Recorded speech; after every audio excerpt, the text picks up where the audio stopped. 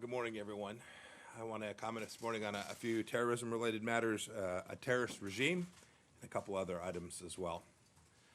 Before I begin, though, I want to confirm with a heavy heart that a United States citizen, Anil Raj of California, was killed in a terrorist attack on a UN vehicle in Kabul on November 24th. There were 5 other civilians who were injured, including staff.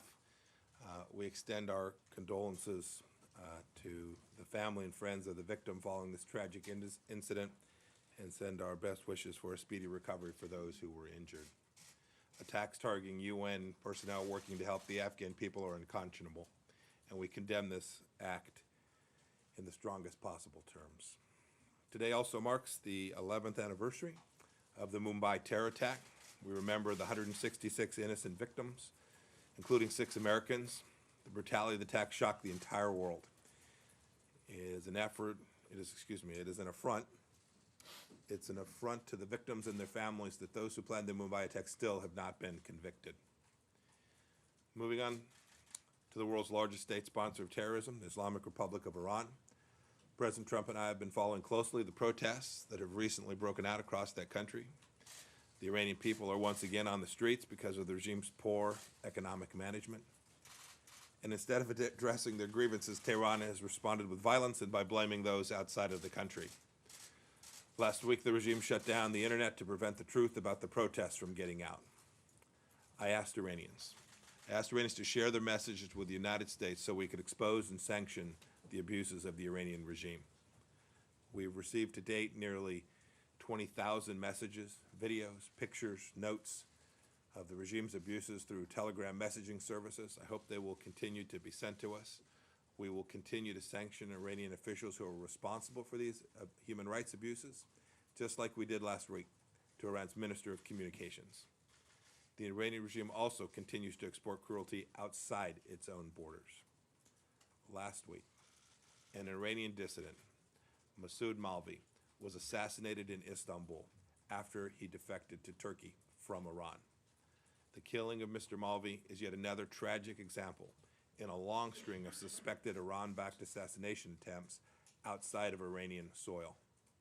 The regime's brutality and immorality know no international boundaries.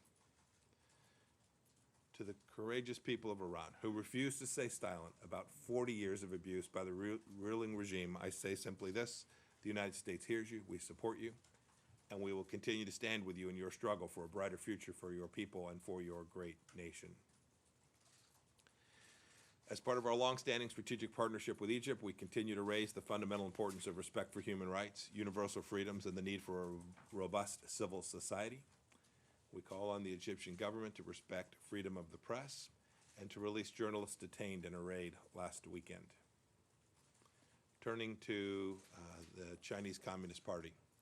We've all seen the Xinjiang papers released in recent days. They detail the Chinese Party's brutal detention and systematic repression of Uyghurs and members of other Muslim minority groups in Xinjiang.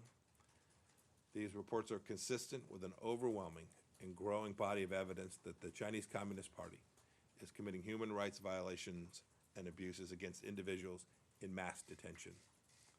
We call on the Chinese government to immediately release all those who are arbitrarily detained and to end its draconian policies that have terrorized its own citizens in Xinjiang. It's not just Muslims that are the target of the CCP's hostility. Christians, Tibetans, and other minority groups have also felt the CCP's heavy hand of repression. On a different note regarding China, we congratulate the people of Hong Kong on free, fair, and peaceful district council elections on the 24th of November. The United States continues to support democratic values, fundamental freedoms in Hong Kong, as guaranteed by the one country, two systems framework and aspirations of the Hong Kong people. I also have a short announcement on Cuba. Today, the United States is taking action to prevent Cuba Metallus from circumventing U.S. sanctions. Cuba Metallus is a Cuban state-run company and the primary facilitator of illegal oil imports from Venezuela. To further contain their action, we're putting sanctions on another Cuban company, Corporación Panamericana S.A., pursuant to Executive Order 13850. Cuba Metallus was sanctioned back on July of 2019 and has since had trouble finding companies willing to conduct business with it. It has relied on this company to evade sanctions as it carries out the oil for repression scheme between Cuba and Venezuela, a scheme declared illegal by the legitimate government of Venezuela. The Venezuelan and Cuban people continue to suffer at the hands of despotic actors who put their own interest above the interests of their people. Today's action will further squeeze the illegal profit-making scheme Cuba carries out to help the illegitimate dictator Nicolas Maduro and his unraveling network of corrupt advisors. And finally, after the holidays, I'll be hitting the road for some important diplomatic activities. First, I'll head to beautiful Louisville, Kentucky. The University of Louisville will host me for remarks at the McConnell Distinguished Speaker Series, and I'll share some thoughts on what the Trump administration is continuing to do here in the Western Hemisphere to protect the American people. Then I'll travel to London to chat with the President for a NATO leaders meeting, where the President and other allied leaders will talk about a whole host of ways to strengthen the alliance, which is now celebrating its 70th anniversary. And then I'll travel on to Morocco. It's one of our strongest partners in the region, and I'm looking forward to reviewing our country's strong economic security partnership and discussing future areas of cooperation. And then finally on to Portugal, to Lisbon. As the case with so many of our European friends, our robust ties are built on shared values of freedom and democracy, and I look forward to that visit as well. And with that, I'm happy to take a few questions. Thank you. Happy Thanksgiving, Mr. Secretary, and thank you for coming down. This is twice in 2 weeks. It's a good tradition to get into. I just want to ask you very briefly about the Hong Kong and the Xinjiang papers. The president is kind of, I don't want to say waffling, but he hasn't made up his mind about whether this legislation that came out of Congress on this, is this that would involve sanctions. And I'm just wondering, is this something that you are personally supportive of, those sanctions, and are you willing to take action, sanctions or otherwise, about in relation to the Uyghurs? And then if I could, and I accept that you will not like this question or think that it's irrelevant or unimportant, so stipulate your annoyance that I expect. Last Friday, this department released telephone call logs and some correspondence that show that you had 2 brief conversations with Rudy Giuliani in late March. This has led to speculation reports that you were actually involved in the campaign to get to recall Ambassador Yovanovitch from Ukraine. Wondering, did you discuss Ambassador Yovanovitch in those calls with Mayor Giuliani, and did the State Department then mislead or misinform Congress as to the circumstances of her departure in the 2 letters that were sent to Steny Hoyer and Eliot Engel? Thank you. As for Hong Kong, I think the administration has been pretty clear about our expectations about how Beijing will treat people throughout their country. We have human rights standards that we apply all across the world, and Hong Kong is no different. In addition, in Hong Kong, we have the commitments that the Chinese government made as part of their obligations to maintain 1 country and 2 systems. That's what we're continuing to work towards. Congress has now taken action, sits before the president. I won't get out in front of what he will do before too long. But suffice to say, I think the administration's policies have been pretty unambiguous in our support for the Chinese Communist Party's continued commitment to the promises that they made remains unwavering. And I think you saw that from the people of Hong Kong this past week. That's what they're asking for, too, the continued maintenance of the understandings that we're committed to under international law. I don't have much to say with respect to the Ukraine investigation. Other than this, we've continued to comply with all the legal requirements. You saw we released documents, I guess it was last week now. We'll continue to do that as required by law and as appropriate, so that appropriate oversight can be conducted. But with respect to the larger set of issues, we had a very clear policy with respect to Ukraine, and we executed it successfully. There are still many challenges. We still have Russians in the Donbass. We still have a president in Ukraine working to make sure that we move through the challenges that the country's had with its corruption for an awfully long time now. State Department's been working on that for my now 1.5 years plus here, and we'll continue to work on it. And every action that I took and have taken will continue to be driven towards that objective. Voice of America. No, Voice of America, thank you. Hi, I'm with the Voice of America. So, Reporters Without Border strongly condemned today the Iranian intelligence threats against journalists working for the international media like Voice of America, BBC, Radio Free Europe, and Manato, with intimidation on social media and relatives in Iran, summoned for interrogation.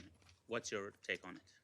So I've seen those reports, and I've certainly seen the Iranians engage in activity that is fundamentally at odds with central understandings we have here in America about how the press ought to be treated. So I don't know that I have much more to add other than the entirety of how the president has thought about the Middle East and the malevolent activity of the Islamic Republic of Iran drives towards working to eradicate what you just described. What we've advocated for inside of the Islamic Republic of Iran is a change in the behavior of the regime. Behave like a normal nation, which permits its people to engage in commerce, to take care of their families, that would have normal press freedoms. Those are the very, very objectives that our policy has been aimed at for the entire time of the Trump administration. We'll keep working on. When I see those reports, it reminds me that our work is certainly not yet complete. Mr. Secretary, two Yes, sir. questions. One on Turkey.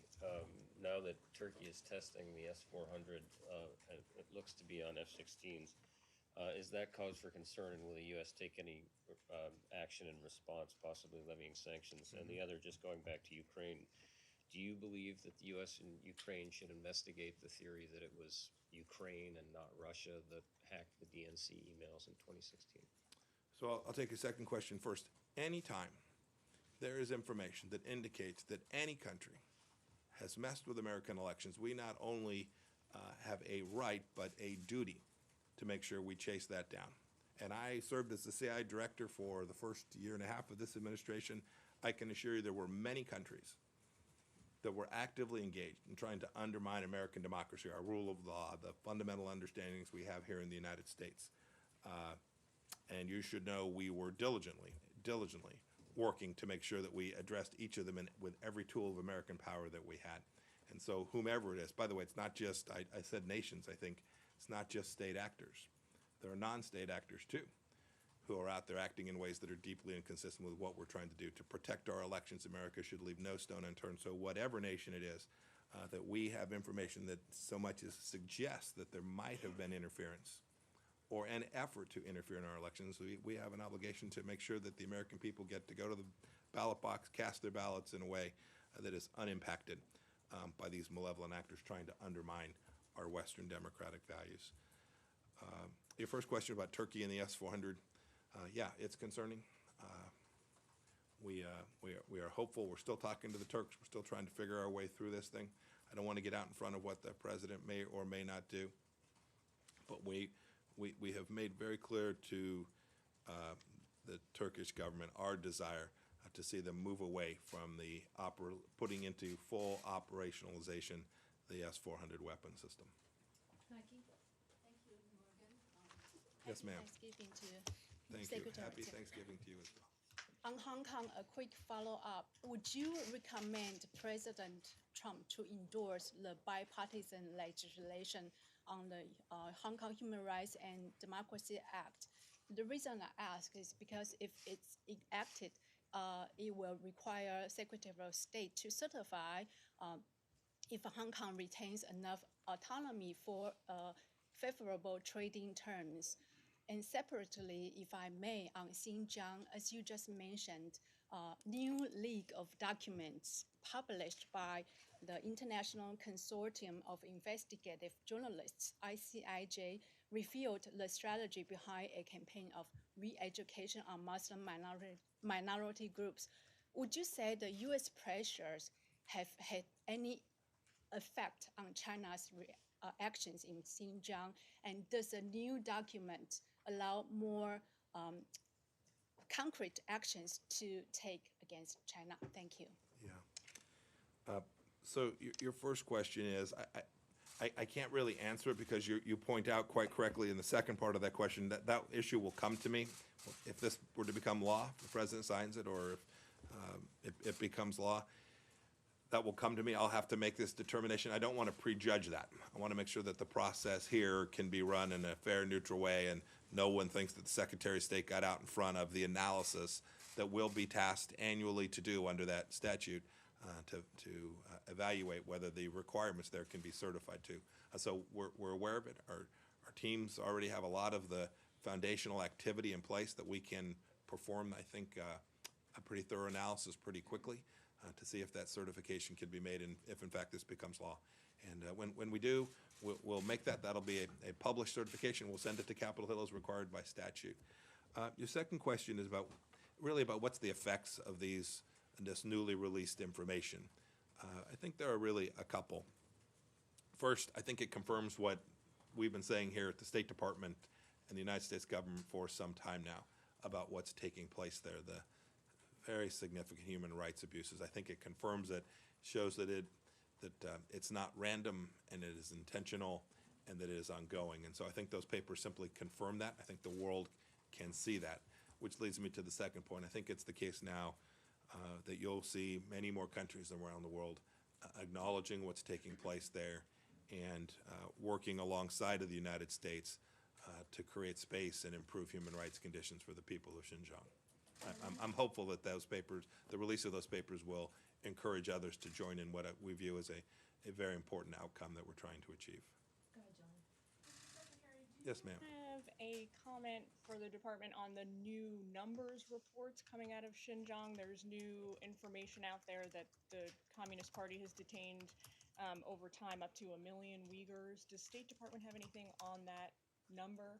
So our best analysis that the number of 1 million is a reasonable number to think about the number of persons that have been over the extended period of time held or detained or wrongfully denied their fundamental human rights. We think that number's about right. So, and just a quick follow-up, sir. The president tweeted just a short while ago that he'd encourage you essentially to testify in the impeachment investigation. Is that something you're considering? When the time is right, all good things happen. Let's end with Michelle. Thank you.